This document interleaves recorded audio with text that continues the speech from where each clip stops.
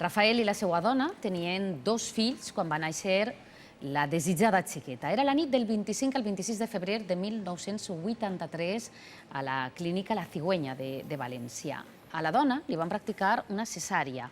Van passar coses molt estranyes. Rafael, bon dia. Bon dia. Quines coses van passar?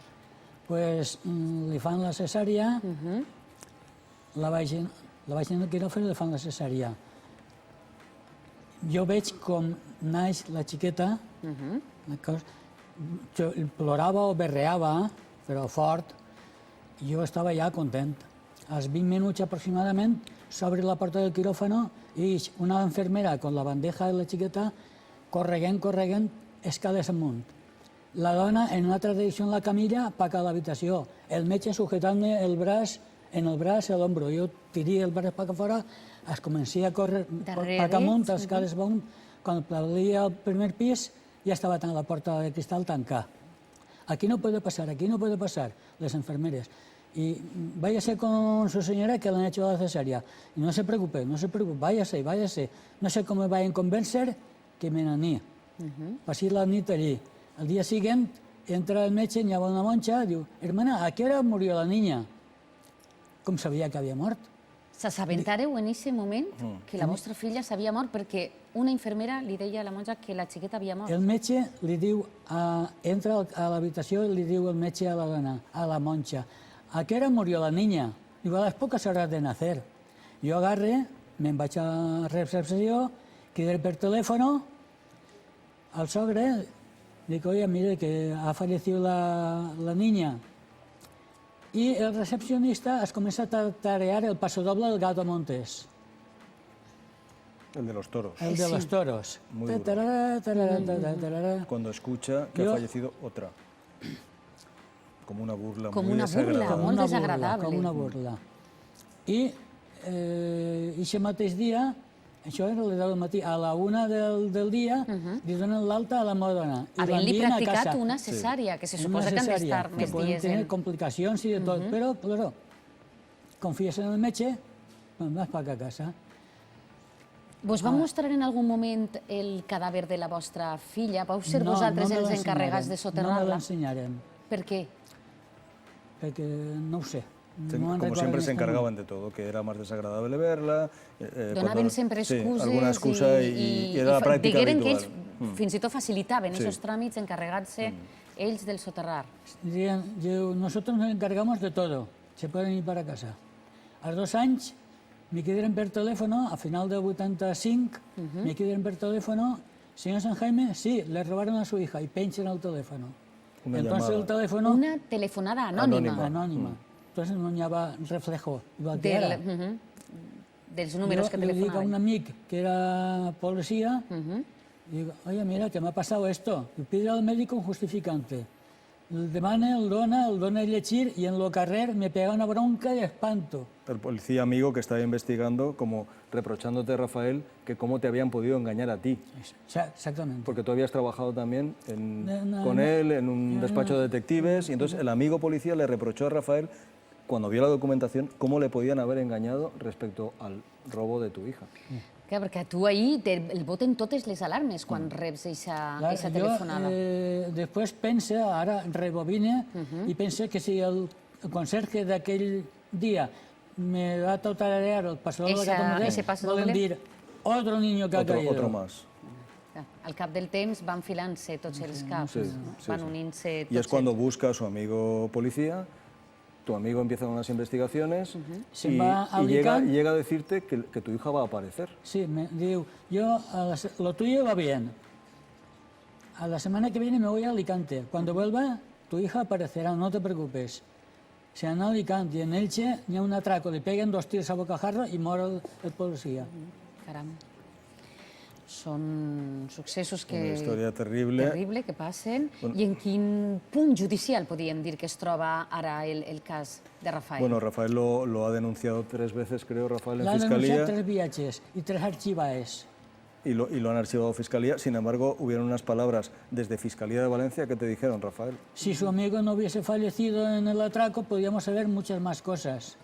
Que es lo que reprochamos, porque esas cosas que Fiscalía le dijeron que podía haber investigado su amigo investigador, que desgraciadamente falleció en un atraco bancario, pero le reconocieron que había mucho más. I disposava de certa informació. Sí, y el reproche es por qué no, la propia Fiscalía no sigue investigando, ¿no? Es el reproche que hace Rafael y que hacemos todos con tantos casos archivados, ¿no? Pel que fa a la telefonada, m'agradaria fer un xicotet matís. Hem parlat en alguns altres casos, Enrique, Rosa d'haver Hidalgo- rebut una telefonada Rosa Hidalgo, recuerda, anònima. también le llamaron y le dijeron que Què posaria de manifest este fet? Que hi hauria persones implicades en esta trama que ara se n'haurien penedit?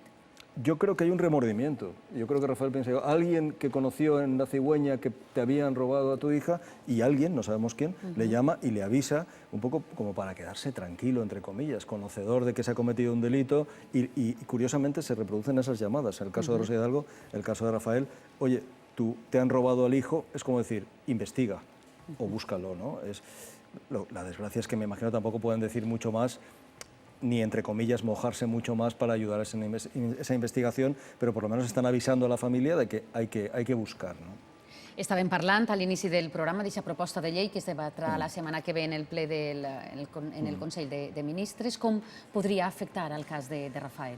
Bueno, insisto, si hay una ley, esa ley dice que hay que ayudar a las víctimas a investigar. Si esa ley va acompañada de unos presupuestos, pues a lo mejor esa investigación que dijeron desde Fiscalía que podía haber hecho tu amigo, la hacen ellos, si es tema de tiempo o de dinero. Lo que pasa es que, a ver, los temas de bebés robados se investigan con el Código Penal. Las leyes para buscar a nuestros familiares ya están dictadas, ¿no? Lo que puede significar esta nueva ley es un impulso que puedan tener los jueces y fiscales a esa necesidad o considerarnos como víctimas y, por lo tanto, querer investigar más, ¿no? Jo espero que sí que ayude. Doncs nosaltres també desitgem que li puga ajudar. Rafael, esta història que ens ha contat Rafael sembla treta d'una novel·la negra. Si tenen qualsevol informació important del cas, si poden aportar una pista fiable, els demanem que telefonen al 621 2148. Repassem breument el cas. Rafael San Jaime busca la seva filla biològica, una xiqueta que va néixer la nit del 25 al 26 de febrer de 1983 a l'antiga clínica de la Cigüeña de València.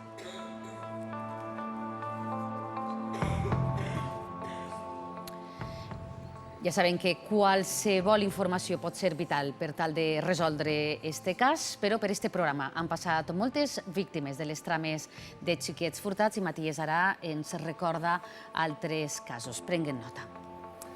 Així és, són molts els que han utilitzat el nostre altaveu per a tractar de localitzar els seus fills o pares. És el cas de María Jesús Martín López. Té 63 anys i busca 2 fills biològics. El primer xiquet va néixer el 10 de maig de 1979 a l'Hospital General de València i el segon va néixer el 4 d'agost de 1980 a l'Hospital Clínic de València. Actualment viu a l'Aquàs. Recordem també la història de Reme Giner Banyuls, té 37 anys i busca la seva família biològica. Va néixer el 13 de maig de 1981 a la Clínica Sant Ramon de Madrid. Actualment viu a València. Doncs des d'ací els demanem la seva col·laboració. Saben que pot ser determinant. També es poden posar en contacte amb l'associació SOS Raíces Adoptados. Si tenen qualsevol pista, Enrique, repetim quina és l'adreça electrònica a la que poden dirigir-se. SOS Raíces Adoptados @gmail.com y ahí les atenderemos y les explicaremos documentación y los pasos que tienen que dar para iniciar la búsqueda. sosraicesadoptados@gmail.com. Rafael, suposem que l'esperança no es perd mai. Espere. I amb aquesta proposició de llei que ara s'ha fet, quines esperances tenen vostès dipositades?